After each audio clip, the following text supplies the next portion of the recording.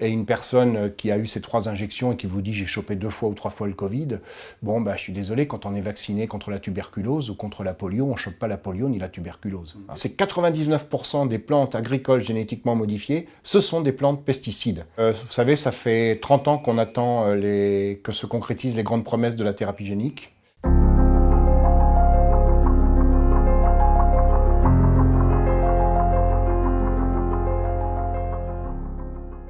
Bonjour Christian Velo. Bonjour. Merci d'avoir accepté mon invitation. Vraiment, je suis ravi d'être avec vous pour parler de cette technologie d'ARN messager dont on a tant parlé pendant le Covid, la crise Covid. Donc vous êtes biologiste moléculaire à l'université Paris-Saclay, c'est ça? C'est ça. Voilà. Je vous laisse peut-être vous présenter. Oui, alors j'ai un doctorat de sciences biologiques et médicales et avec une spécialité de génétique moléculaire. Je préfère à biologie moléculaire parce que la biologie moléculaire, dès lors qu'on travaille sur des molécules du vivant, on fait de la biologie moléculaire, mais c'est vrai que quand on dit biologie moléculaire, on pense souvent à l'ADN. C'est la raison pour laquelle le terme plus précis, c'est génétique moléculaire, c'est-à-dire tout ce qui concerne l'ADN, que ce soit les transmissions des caractères héréditaires de génération en génération, ce qu'on appelle la génétique classique, la génétique mendélienne, ou que ce soit tous les mécanismes de transmission de l'ADN d'une cellule mère à une cellule fille, le maintien de l'intégrité de l'ADN lorsqu'il est soumis à des agressions extérieures, physiques, chimiques, notamment dues à des polluants par exemple. Donc il y a des mécanismes de secours, donc c'est tout ça la génétique moléculaire, et c'est aussi tous les mécanismes de régulation d'expression des gènes en réponse à des signaux extérieurs, ce qui relève de ce qu'on appelle plus précisément l'épigénétique. Voilà, donc ça c'est vraiment la discipline dans laquelle que j'enseigne à l'université et que je pratique au sein de l'équipe que je dirige, l'équipe de recherche sur la faculté des sciences d'Orsay. D'accord, donc c'est un domaine très pointu, mais moi pour vous avoir déjà écouté en conférence, je sais que vous avez une capacité à vulgariser ce message très complexe, ces compétences et ces connaissances très complexes. Donc on va pouvoir détailler un petit peu cette approche-là de technologie d'ARN messager. Et vous avez aussi été impliqué, je rappelle, sur les EGM, donc la culture en milieu ouvert. Vous avez été l'auteur d'un livre, OGM, un choix de société, en 2009. Oui, alors en fait, il y a eu 2 livres, OGM Tout s'explique d'abord, et puis oui. OGM Un choix de société ensuite. Oui, effectivement, les technologies OGM, ça fait partie des outils du généticien moléculaire. C'est-à-dire qu'avant d'être décliné dans différents domaines d'utilisation et d'application que sont le domaine agricole, mais également le domaine médical, et on va y revenir avec les vaccins de dernière génération, qui sont issus des biotechnologies. Donc les biotechnologies, c'est avant tout un outil au service des chercheurs pour mener à bien leur activité de recherche. Donc je suis, comme tous les collègues de ma discipline dans le monde, utilisateur de ces technologies. Et c'est à ce titre que je me suis beaucoup impliqué dans le débat sur la question des OGM agricoles, mais également de leurs applications médicales. Et c'est à ce titre que je suis intervenu également sur la question des vaccins de dernière génération, qu'on appelle des vaccins génétiques, dont les vaccins à ARN messager, donc qui relèvent donc de ces technologies. Oui, tout à fait. Donc ça, on va rentrer dans le vif du sujet. Pour introduire ce sujet-là, je vais citer la phrase du directeur médical de Moderna, donc Paul Burton, qui a déclaré « Je pense que dans 10 ans, nous approcherons d'un monde où l'on pourra vraiment identifier la cause génétique d'une maladie et, avec une relative simplicité, aller la modifier et la réparer en utilisant la technologie basée sur l'ARN messager ». Donc Moderna promet des vaccins révolutionnaires. C'est un peu inquiétant quand même pour beaucoup d'entre nous sur qu'est-ce qu'on peut faire avec cette technologie-là. Oui, alors là, il va au-delà des vaccins, il parle de thérapie de manière générale. Vous savez, ça fait 30 ans qu'on attend que se concrétisent les grandes promesses de la thérapie génique. Donc, en fait, on est dans l'idéologie de la promesse. L'idéologie de la promesse, ça permet de récolter des fonds. Ça permet de mobiliser des fonds, parce qu'il y a des gens qui y croient, et donc qui financent. Mais en réalité, vous savez, c'est comme avec les OGM agricoles. On nous a promis des plantes qui pousseraient sans eau, des plantes qui seraient capables de fixer l'azote de l'air, etc. Des tas de choses comme ça. En réalité, les seules plantes génétiquement modifiées qui sont commercialisées sur la planète sont des plantes où on a juste modifié un gène, ou introduit un gène, ça ne veut pas dire que c'est anodin, mais pour les rendre tolérantes à des herbicides, et pour permettre donc de pulvériser encore plus d'herbicides, puisque la culture tolère l'herbicide, donc on peut tuer les plantes non désirées, qu'on appelle les mauvaises herbes, mais c'est un terme que je n'aime pas, Il n'y a pas de mauvaises herbes, ce sont ce qu'on appelle des plantes adventices, c'est-à-dire qui poussent dans un contexte où on ne le souhaite pas. Eh bien, on peut alors détruire ces plantes non désirées sans détruire la culture, puisque la culture, elle, a été génétiquement modifiée pour pouvoir absorber l'herbicide sans en mourir. Bon, et en fait, c'est 99% des plantes agricoles génétiquement modifiées, ce sont des plantes pesticides. C'est-à-dire des plantes qui sont donc susceptibles d'accumuler un pesticide dans leurs cellules, dans ce cas parce qu'elles absorbent l'herbicide sans en mourir. Donc voilà, et le reste c'est de la promesse. Donc effectivement, les grands discours du PDG de Moderna et autres, c'est uniquement pour, voilà, on nous promet monts et merveilles, mais en réalité, le vivant est très complexe et toutes ces technologies reposent sur une vision totalement simpliste et mécanistique du vivant. Donc sur le papier glacé, ça marche. Mais dans la cellule, c'est une autre paire de manches. D'accord. Donc on peut quand même se poser la question justement de cette technologie ARN qui a été quand même utilisée pour les vaccins, puisque Oui. on a quand même questionné leur efficacité, on a quand même chanté aussi la phase 3, qui est normalement justement à respecter quand on développe un Oui. produit comme ça. Quel regard vous portez, vous, du coup, sur la vaccination? Je sais que vous êtes intervenu quand même pas mal dans la crise Covid, mais même avec un peu plus de recul aujourd'hui, maintenant qu'on a vacciné une grande partie de la population, qu'est-ce que ça a donné finalement? Est-ce qu'on a du recul sur les effets secondaires, sur l'efficacité du vaccin, effectivement, enfin des vaccins? Alors on a la réponse, ça ne marche pas. Hein. Si ça marchait, on n'aurait pas eu de 3e, 4e, 5e et je ne sais plus combien de vagues. Hein, et c'est peut-être pas terminé. Donc, et une personne qui a eu ces 3 injections et qui vous dit j'ai chopé 2 fois ou 3 fois le Covid, bon, bah, je suis désolé, quand on est vacciné contre la tuberculose ou contre la polio, on ne chope pas la polio ni la tuberculose. Hein. Donc voilà, ça veut dire que déjà ça marche pas. Ça, c'est la première chose. Ça marche pas, mais par contre, il y a des effets secondaires. Il y en a de plus en plus. Et effectivement, comme vous l'avez dit, on a squeezé la phase 3. On a squeezé la phase 3. La phase 3, c'est la dernière phase d'essai clinique avant la mise sur le marché. La mise sur le marché correspondant à la phase 4. D'accord ? On est passé de la phase 2 à la phase 4. On n'a pas eu de phase 3 où, quand elles ont eu lieu après l'autorisation, de toute façon, de mise sur le marché. Et elles ont été extrêmement courtes. Et donc, quel regard je porte là-dessus ? Eh bien, le scientifique que je suis est obligé de constater que c'est la faillite de la rigueur scientifique qui s'est passée. Parce qu'à la limite, on aurait pu comprendre qu'on squeeze la phase 3 parce qu'on est dans une situation d'urgence, qu'il y a des retombées économiques importantes, qu'il y a bien sûr des morts. Donc on aurait pu comprendre, dire écoutez, d'accord, on n'a pas le temps de faire tous les essais que l'on fait d'habitude, on va espérer que ça se passe bien, hein, et puis on va y aller. Bon. Admettons, pourquoi pas, mais dans ce cas-là, on fait de la phase 4 une phase 3.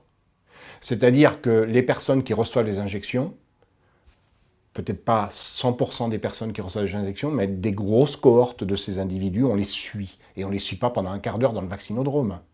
Parce que c'était ça, hein, au bout d'un quart d'heure, vous n'avez pas d'effet, vous rentrez chez vous. Non, on les suit pendant des semaines, des mois, des années s'il le faut. Hein. En tout cas, des semaines et des mois. On les suit en fonction du sexe, cohorte d'hommes, cohorte de femmes, en fonction de l'âge, en fonction du tableau clinique. Voilà. Et là, on recueille des données. Et il faut des contrôles quand on fait une étude comme ça. Le contrôle, c'est la personne qui ne reçoit pas l'injection. Une aubaine. Il y a des gens qui ne voulaient pas les recevoir. Plutôt que de les forcer. Très bien, faites partie du protocole. Vous serez nos contrôles négatifs. Et puis, parmi les personnes qui refusent l'injection, qui ne souhaitent pas la recevoir, il y a des personnes qui ont été malades, qui ont été contaminées par le virus. D'autres qui n'ont pas été contaminées par le virus et qui ne souhaitent pas recevoir l'injection. Ça fait déjà 2 sous-groupes de la première catégorie des contrôles. Parmi ceux qui reçoivent l'injection, il y a également 2 sous-groupes. Il y a ceux qui ont contracté la maladie et il y a ceux qui ne l'ont pas contractée. Et il ne faut pas que les groupes se mélangent pour qu'on puisse faire un suivi rigoureux. Donc, qu'est-ce qu'on fait pour pas que les groupes se mélangent ? Eh bien, dans un vaccinodrome, on aurait très bien pu faire 2 postes. Un poste détection, test antigénique, résultat en 15 minutes. Un poste injection. Détection, vous êtes positif. Est-ce que vous voulez quand même l'injection ? Non ? Ok, vous faites partie du groupe contaminé, mais non injecté. D'accord ? Et vous êtes positif, est-ce que vous voulez quand même l'injection ? Oui.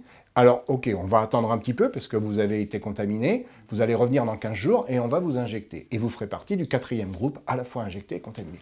Et là, on aurait des études extrêmement sérieuses, extrêmement précises, où on aurait un excellent recul.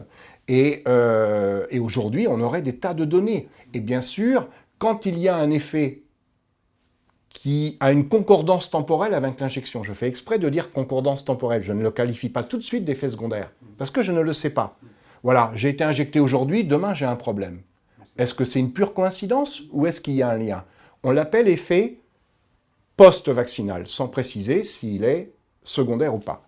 Juste une petite pause dans cette vidéo pour vous dire un grand merci d'être là. Si notre contenu vous plaît, pensez à vous abonner à la chaîne et à liker nos vidéos. Ça nous aide à continuer et à diffuser des informations de qualité sur la santé naturelle. Et si vous activez la cloche, vous serez sûr de ne rien rater. Allez, on continue. Et on fait tout remonter. On fait tout remonter.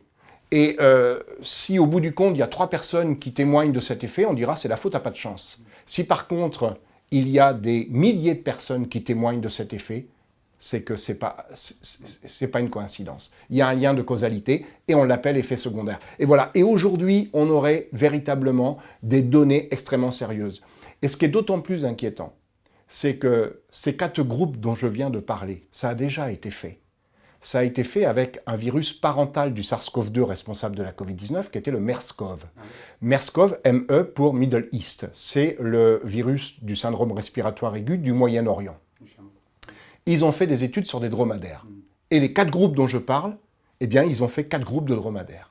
Et qu'est-ce qu'on a vu à l'issue de cette étude? Et on le savait donc déjà avant d'autoriser ces vaccins pour les humains, pour le SARS-CoV-2, eh bien que les dromadaires qui ont été infectés mais non injectés ont une bien meilleure immunité que ceux qui n'ont pas été infectés non plus, mais qui ont été injectés. C'est-à-dire qu'en fait, l'immunité naturelle est bien meilleure que l'immunité vaccinale, dans ce cas-là précis. Et à tel point que les dromadaires qui avaient été infectés n'étaient plus contaminants et n'étaient plus contagieux. Ceux qui avaient été injectés étaient toujours contaminants et toujours contagieux, comme on l'a vu chez les humains. Donc, en fait, l'étude que je regrette qu'on n'ait pas fait, dans la mesure où on est passé directement à la phase commerciale chez les humains, en fait, on avait déjà des indices pour penser que ça se passerait comme ça. Et on n'en a tenu aucun compte. Donc, on savait déjà, en fait, que ce vaccin, ça marchait très mal. Alors, est-ce que c'est lié à la technologie ARN messager en tant que telle, ou est-ce que c'est lié à la nature du virus ? Je ne le sais pas précisément, c'est difficile à savoir. En tout cas, le fait est qu'on a pris des risques, parce qu'il y a quand même des effets secondaires importants, sur une population générale, ou en plus chez des gens qui ne sont pas du tout vulnérables vis-à-vis du virus, des jeunes par exemple, quand ils le chopent, voilà, ils ont de la fièvre pendant 3 jours et puis après c'est terminé. Eh bien ces gens-là prennent plus de risques en se faisant vacciner qu'en prenant simplement le risque d'un jour choper le virus.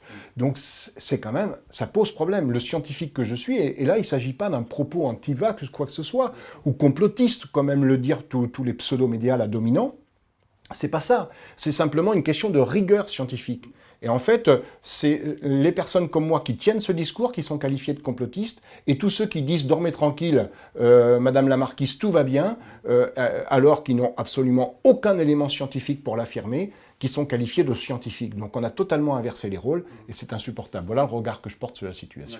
D'où l'intérêt de vous donner la parole, c'est très important qu'on vous entende, et d'autant plus qu'on a énormément de témoignages d'effets secondaires. Hein. Donc effectivement, le problème c'est que c'est pas pris en compte, puisqu'on ne peut pas comparer, on peut pas, c'est difficile d'y faire le tri en fait. Oui, oui. Donc, très souvent on nous dit oui, mais il n'y a pas de preuve. Oui. Mais comment voulez-vous avoir la preuve si on ne fait pas remonter tout sans a priori?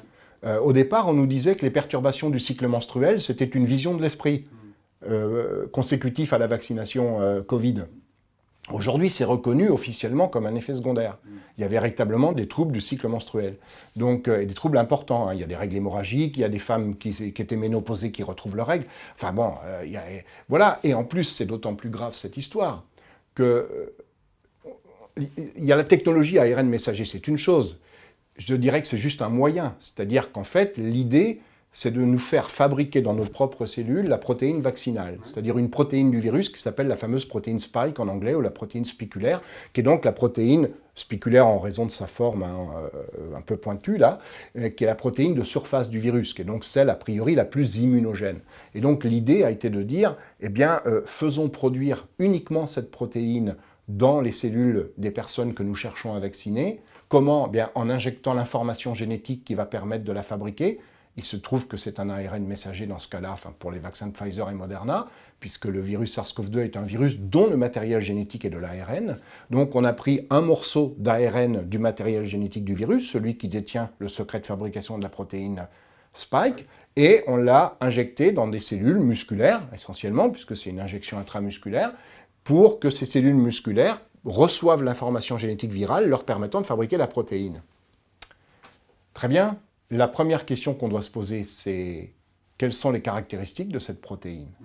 Or, on sait parfaitement que cette protéine est toxique, indépendamment du virus. Il y a des protéines virales, quand elles sont dissociées du virus, elles n'ont pas vraiment de propriétés toxiques.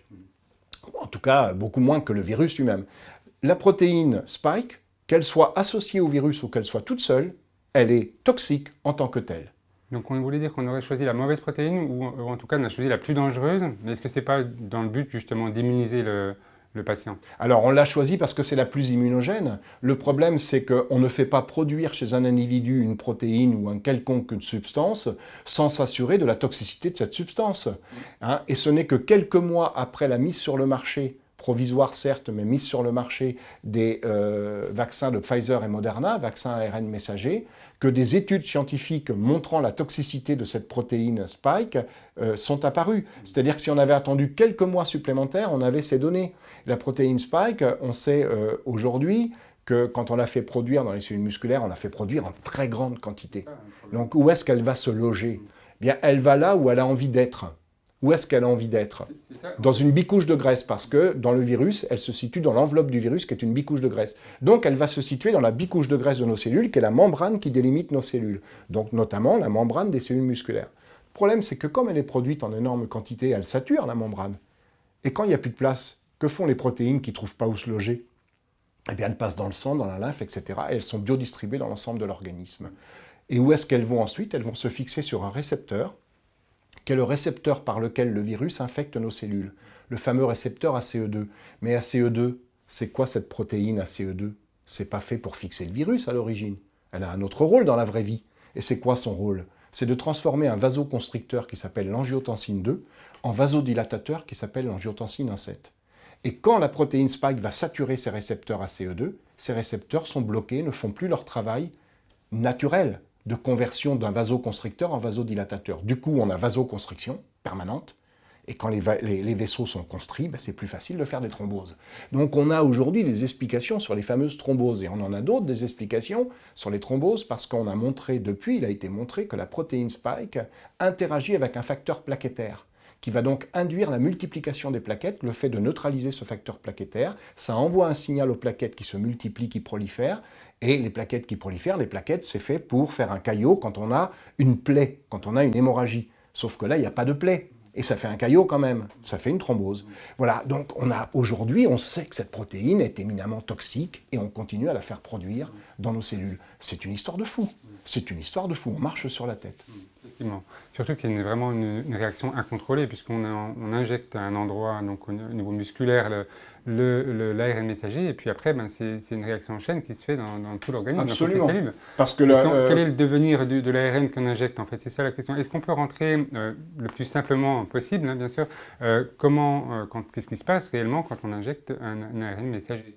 Alors, il faut savoir qu'un ARN messager, de manière générale, un ARN messager humain a une demi-vie qui va entre 30 minutes et 24 heures. D'accord? Ça dépend des ARN messagers. On en produit beaucoup, nous, pour faire toutes nos protéines humaines, donc des ARN messagers. Un ARN messager viral qui s'attaque aux humains, forcément, il est fait pour fonctionner dans les cellules humaines qu'il infecte.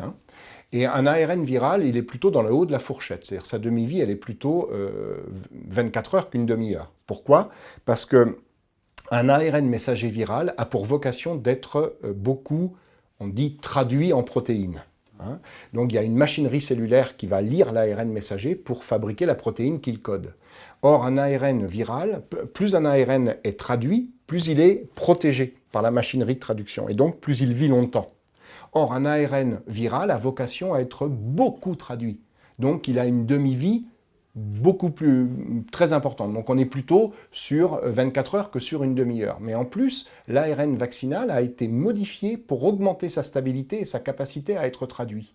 Donc on est plutôt sur, alors ça n'a pas été bien mesuré, hein, d'ailleurs on a du mal à voir les informations, mais probablement qu'on est plutôt sur une demi-vie de 48, 72, 96 heures. Et pendant ces quelques jours où va subsister cet ARN dans nos cellules, il va se biodistribuer, il ne va pas rester là où on l'a produit. Il y a déjà eu des exemples avec des vaccinations faites notamment sur des rats dans le cadre d'essais contre la rage, avec des vaccins ARN, où on injectait l'ARN en intramusculaire, on le retrouvait dans différents tissus pulmonaires, cardiaques, etc. On le retrouvait à différents endroits quelques jours et quelques semaines plus tard. Donc il y a une biodistribution de l'ARN, et quand bien même l'ARN resterait localisé dans les cellules musculaires, ce qui ne sera pas le cas, exclusivement dans les cellules musculaires, encore une fois, il va y avoir aussi une biodistribution de la protéine fabriquée à partir de cet ARN. Et ça, c'est des choses qui auraient dû être faites en amont, avant de lancer la commercialisation de ce vaccin.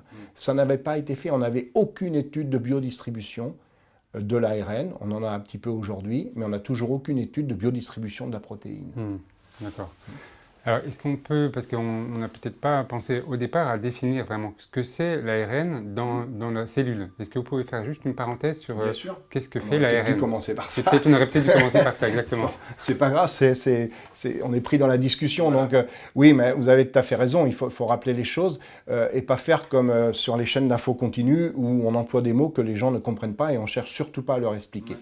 Alors, il faut savoir que notre matériel génétique, si on prend les humains par exemple, et la plupart des organismes vivants, notre matériel génétique, c'est de l'ADN. D'accord ? L'ADN est une molécule qui est constituée, on parle du langage génétique. Le langage génétique, pourquoi ? Parce que l'ADN est une molécule constituée de 4 petites molécules plus petites qui s'enchaînent à la queue leu-leu et qui constituent les chromosomes, qui constituent l'ADN.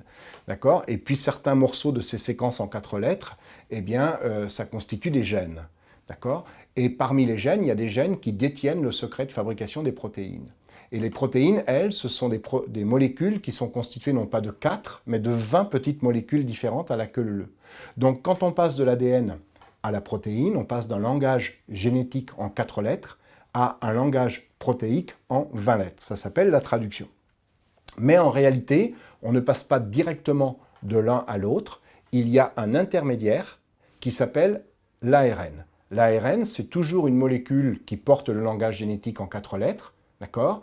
Mais il se trouve que l'ADN, il est enfermé, je dirais confiné, dans des structures de nos cellules qu'on appelle le noyau, et il n'en sort pas, alors que les protéines sont fabriquées à l'extérieur du noyau. Donc si on veut traduire un gène en protéines, c'est compliqué, puisque comment voulez-vous traduire un livre dans votre bureau si le livre reste dans la cuisine ? Donc nous, on rapatrierait le livre dans le bureau, mais là, on ne peut pas, les chromosomes ne peuvent pas sortir du noyau. Alors en fait, l'ADN est transcrit en ARN, c'est-à-dire qu'on transcrit le langage génétique en 4 lettres contenu dans une molécule d'ADN, en un langage génétique en 4 lettres contenu dans une molécule d'ARN. Cet ARN est donc produit là où se trouve l'ADN, c'est-à-dire dans le noyau, mais il a en quelque sorte une autorisation de sortie qui va lui permettre de quitter le noyau pour aller à l'extérieur du noyau où il va être pris en charge par la machinerie de traduction. Il joue le rôle de messager. Il apporte le message génétique qui était enfermé dans le noyau à l'extérieur du noyau pour faire les protéines. D'où le nom d'ARN messager. D'accord ? Donc c'est un intermédiaire entre ADN et protéines. Mais il se trouve que les virus ont pour matériel génétique soit de l'ADN, et auquel cas, pour que cet ADN soit traduit en protéines, il faudra d'abord transcrire l'ADN en ARN viral, puis l'ARN viral traduit en protéines virales, soit c'est directement de l'ARN, comme le cas du SARS-CoV-2 ou le cas des rétrovirus, comme le virus HIV responsable du sida. Ce sont des virus dont le matériel génétique est de l'ARN. Donc dans ce cas-là, l'ARN peut être directement traduit en protéines, et c'est le cas donc du virus SARS-CoV-2. Voilà. Donc en injectant un morceau de l'ARN du virus dans nos cellules, le morceau choisi qui détient le secret de fabrication de la protéine Spike, eh bien les cellules qui reçoivent cet ARN n'ont plus qu'à traduire cet ARN, langage génétique, en protéine, langage protéique, et ce sera la protéine Spike qui sera ainsi produite. Voilà.